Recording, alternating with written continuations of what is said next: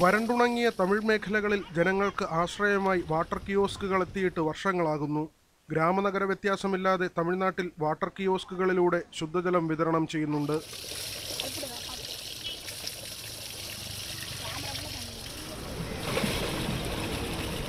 കുടിവെള്ളത്തിന് പുറമെ ഗാർഹിക ആവശ്യങ്ങൾക്ക് മാത്രമേ കിയോസ്കുകളിലെ ജലം ഉപയോഗിക്കാൻ പാടുള്ളൂ. കൃഷി, വ്യാവസായിക ആവശ്യങ്ങൾക്കോ നിർമ്മാണത്തിനോ ഇതിൽ നിന്ന് വെള്ളമെടുക്കാൻ അനുവാദമില്ല. 200 മുതൽ 500 വരെ കുടുംബങ്ങൾക്ക് ഒരു കിയോസ്കിലൂടെ ജലം വിതരണം ചെയ്യുന്നുണ്ട്. ജലത്തിനായി കിലോമീറ്ററുകൾ താണ്ടിയിരുന്നവർക്ക് ഇന്ന് ഏറെ ആശ്വാസമാണ് ഇത്തരം കിയോസ്കുകൾ. இந்த அடிவம்பில் எல்லா மக்களும் வந்து அடிப்பாங்க, யாரும் அடிக்கான்னு சொல்ல முடியாது. இப்போ எல்லா மக்களும் இங்கேயும் வந்து எடுக்காங்க, அதனால ஒன்றும் பிரச்சனை இல்லை. ഇത് കറണ്ട് ഉണ്ടെങ്കിൽ എപ്പോഴും വെള്ളമുണ്ട്, കറണ്ട് ഇല്ലെങ്കിൽ വെള്ളമില്ല. കഴിഞ്ഞ വർഷമാണ് കേരളത്തിൽ ഇത്തരം കിയോസ്കുകൾ സ്ഥാപിച്ചു തുടങ്ങിയത്.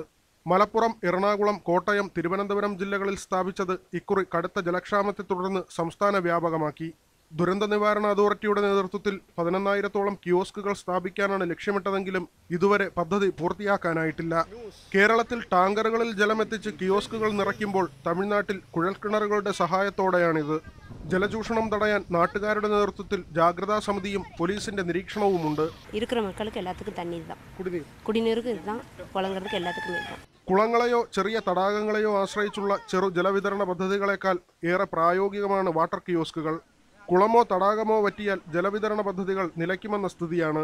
എന്നാൽ നിയന്ത്രിത അളവിൽ കുഴൽക്കിണറിലൂടെ ജലമെടുക്കുന്നത് തുടർച്ചയായി ജനങ്ങൾക്ക് കുടിവെള്ളം ഉറപ്പാക്കും. കുടിവെള്ളക്ഷാമം നേരിടുന്ന മേഖലകളിൽ നടപ്പാക്കാൻ പറ്റുന്ന മികച്ച മാതൃകകളിലൊന്നാണ് വാട്ടർ കിയോസ്കുകൾ. നമ്മുടെ നാട്ടിൽ ആരംഭിച്ച പദ്ധതി കൂടുതൽ വിപുലപ്പെടുത്താം. ടിങ്കു രാജശേഖരനൊപ്പം വി വിനോദ്, ന്യൂസ് 18, തിരുനെൽവേലി.